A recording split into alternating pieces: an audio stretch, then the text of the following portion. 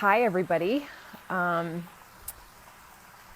So I want to preface this video by saying that today's Sunday, and it is 8:30-ish in the morning.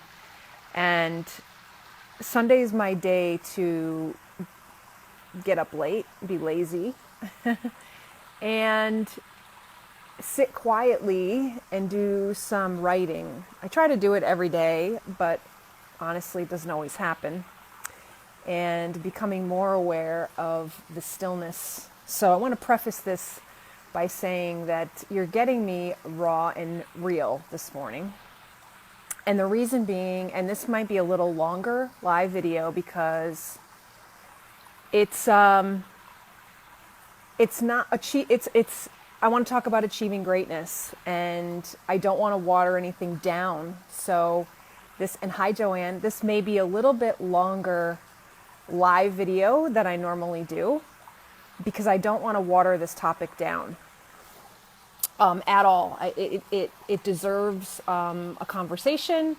It's not going to be the most sexy conversation. It's not going to be the most, it may even be a little bit intense. But I think it's a necessary conversation to really have because it will help you with your biggest breakthrough.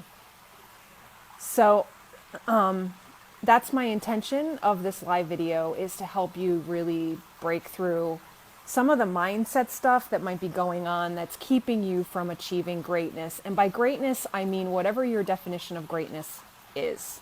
So let me know that you can hear me okay. So whatever your definition of greatness is. So your definition of greatness, mine might be different. And that's okay. We're talking about greatness, how you view greatness. So this might be a little longer live video, but I feel like it needs, and I wanted to really come to you about this topic while it is fresh on my mind. Good, you can hear me. So I wanted to come to you with this topic while it's fresh on my mind, rather than, and that's why I'm like here with like no makeup, no hair, this is like my Sunday relaxed like time to myself. I'm kind of done with my time to myself right now, but as I was reflecting and doing some journaling about this achieving greatness topic, and I want to dive into this, I'm going to dive into it in just a second. But I want to give you the kind of the background so that you understand what's like going on. I just decided, rather than shower and get ready and do, look all perfect, I was like, I need to talk about this while it is fresh on my mind. I don't care how I look. I just don't even care, because this message is so important that it commands that type of attention. So I want to talk to you about this, and I want to preface this by saying that the inspiration for this video has come from this book, okay? Sacred Success by Barbara Stanny. If you haven't read any of her books, I would recommend definitely reading her books. This one, I'm only on chapter 2. I think chapter 2. I'm on chapter 3.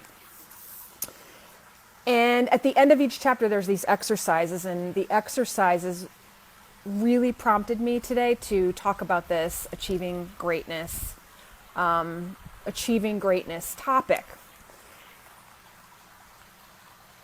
And during the course of the exercise in the book, and I would recommend getting the hardcover book, honestly. I have the Audible version and I have the hardcover book. The hardcover book has the exercises. The Audible version doesn't. And the exercises are really important, and I would encourage you to really read and not just skim it. I mean, really take your time. It's not a book that you're going to want to read over a weekend. It's a process, and so I would definitely recommend really reading every sentence and letting every sentence sink in, because it is a little bit intense. It does require you to do some inner work, but the inner work is where you're going to have your biggest breakthrough. Trust me on this. Trust me on this. One thing I noticed, and I'm going to share this with you because the reason this is important to you and why I'm going to share it is because it will lead to some of your biggest aha moments about what is holding you back from achieving your own greatness. So, my definition of greatness is being a change agent for the world. It's being a thought leader. It's being an influential person that people know and recognize, speaking on big stages and being a thought leader. That's my definition for me. And I realized that I was doing things and thinking things that were sabotaging that actually happening. And it became very clear during this exercise after, I think it's chapter 2, during this exercise this morning, and I want to share with you some thought-provoking questions. And I know this is like heavy, deep stuff, right? This is not sales funnels. This is not marketing and networking. This is like the inner work, the inner freaking work that it takes to achieve greatness. And why some people do, why some people don't. It's not about all that. I mean, you can learn all that other stuff. You could have you could hire someone to do all that other stuff. But no one is you, right? No one is you. So one of the things that came up, and I thought this was really interesting, I'm going to share with you. This is like really raw and real moments here. If you want to achieve greatness, and you're saying you want to have an impact in the world, and you want to do big things, but yet you were told as a child to be quiet. Can you see how, like, for me, this is what was coming up. So for me, I want to achieve greatness. I want to be a thought leader. I want to be a visionary. I want to do all these great things. But when I started diving into that, I realized that as a kid, I would get in trouble for speaking my mind because it meant I was back talking, or it meant I was being disrespectful. So I think human beings by nature, we want to follow the rules, right? And the social rules are being polite, being courteous, and all of that stuff. And I was raised that way. So we conform to the rules because the consequences of not conforming are punishment, usually, of some form. It's either getting yelled at or getting, grounded or something like that. And so we hold ourselves back from being who we are because of possibly something that has happened or we've been conditioned by our childhood. And so when I started looking at this today, I found that what I was saying, that I want to achieve greatness, I want to be a speaker, I want to do all these things, has not been aligned with my beliefs and my behavior. And by behavior, I mean the self-sabotaging behavior of being actually afraid to speak in public. Like, put me in front of the video, put me in front of this phone, and I'm fine. But you get me in a group of live people, and I'm like the wallflower, super shy, afraid to get on stage. I know that's hard to believe, but it's true. I panic. And it's funny because as a child, when I was 5, 6, 7, 8, up until like 8 years old, I had no problem speaking in front of people. I sang solos in front of people, in front of an entire school. I had no problem with it. And so something happened along the way. I lost my voice because I was told to be quiet, not speak my mind, not talk back, be the polite girl, don't feel the feelings, can't share your feelings because you can't share how you really feel because you get ridiculed potentially, or your feelings would be like, yeah, well, that's great, but not acknowledged. Whatever it is that's going on for you, is what is holding you back. It's keeping you out of alignment between what you say you want and the self-sabotaging, the behaviors and the beliefs are not in alignment with what you say in your mind here you want. And that's what's keeping you from greatness. That's what's keeping you from greatness. How do I know that? Because that's what's keeping me from greatness. That's what's keeping me from greatness. And I didn't realize that until this morning when I actually really dove into this exercise. It took me about 45 minutes to answer all, I think it's 13 questions, 14 questions, because I really sat and dove into, and it was a shocker. It was a shocker to me once I did this exercise. And so I would encourage you to, if you want to really achieve greatness and not just talk about it and really dive into, why am I not where I want to be in life? Why are things not happening as fast as I want them to? Why do I feel stuck? Why am I struggling still? If you're asking yourself those questions, then you need to read this book and you need to really dive in and take the time to dive into yourself. Honestly, I'll share this with you too. Honestly, I wanted to go skip to the next chapter and not even do this exercise. I'll be totally honest. Because I was just like, I'm in the doing mode and not in the being with myself still mode. Like my default is doing. I didn't want to do the exercise because I didn't want to sit and take the time and look if I didn't do that, what would it have cost me by not doing it? And what would it cost you by not diving in? Learning these things about yourself so that you can move forward, so that you can achieve whatever your level of greatness is. And so that's why I want to share this with you, because I want to see everybody be great. I really do. I mean that from my heart. I want to see everybody be great.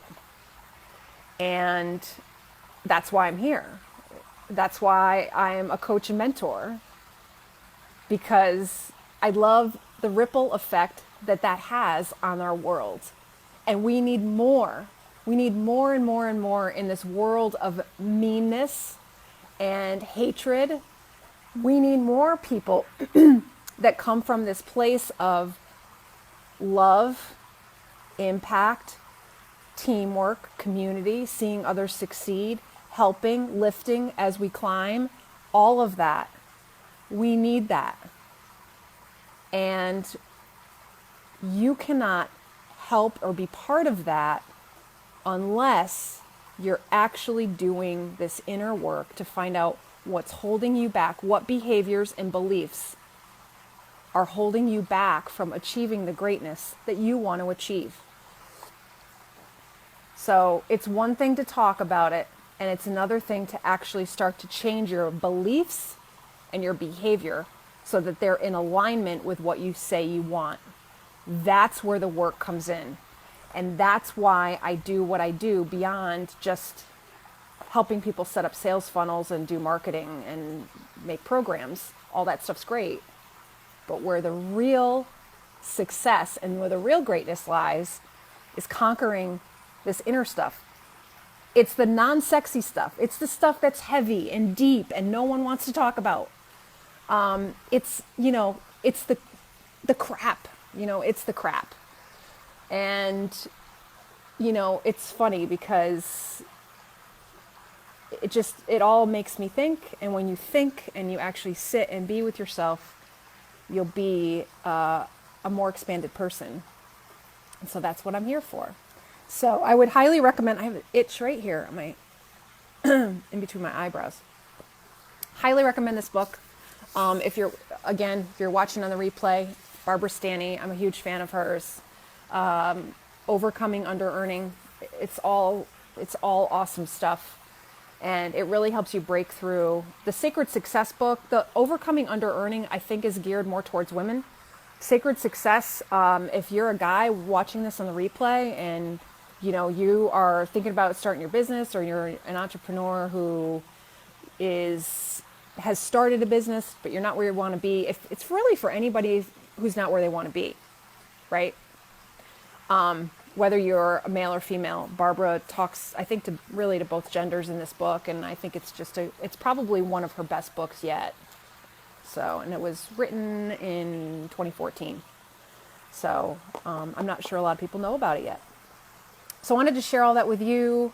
You have any questions about the book while I'm on, or anything for clarification, Joanne, while I'm still on here? I'll hang out for just a second, and then I'll hit the road. So I'm done talking. I think I'm done talking. But it was a profound morning, and realizing that my beliefs about myself and what has been told to me, or what I thought, I guess it comes down to perception, right? It's what we perceive. We've been told the rules are as kids, like, and I mean, I'll share something with you too. It's like, one of the questions, you have to fill in the blank. It says, in my family, I wasn't supposed to fill in the blank. Mine was, I'll share this with you. Mine was, I wasn't supposed to express how I feel, be who I am. I was supposed to be quiet because I was the kid that talked too much.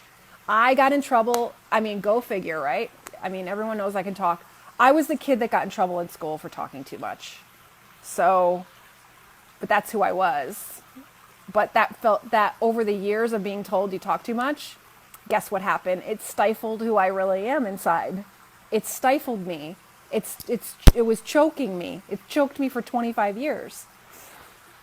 And I wasn't supposed to be happy. Like, I wasn't supposed to sing or dance. If I was doing that and being happy, it was like, you need to be quiet. And it's like, I think it was because a lot of other people, or some other people in my household, when I was growing up in those influential 8 to 13 years, my mom and dad weren't happy. They weren't happy with one another. So they weren't happy in general with their lives. And it was a struggle, and things weren't good. So sometimes, and I'm not blaming my parents at all. They ended up getting divorced when I was 13. But I think sometimes when we're miserable, it's hard to see people who are happy. Sometimes we get triggered by other people's happiness if we're miserable. Sometimes I know I have. I'll share that with you. I have. I'll be honest about that. It's like, oh, I am miserable and I'm not happy, and she is or he is, and I'm really jealous of that, and I don't like that. So that happened a little bit. I remember that growing up.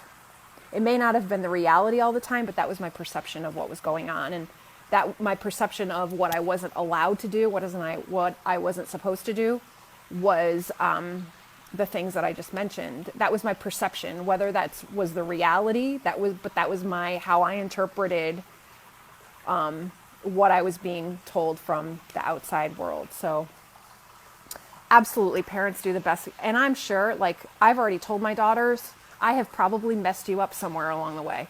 You're going to be writing a book about me someday, and that's okay. And that's okay. I've already told them, like, I'm sure something is messed up somewhere, because we can only do the best we can at the time. And I definitely don't blame my parents. I love my parents dearly.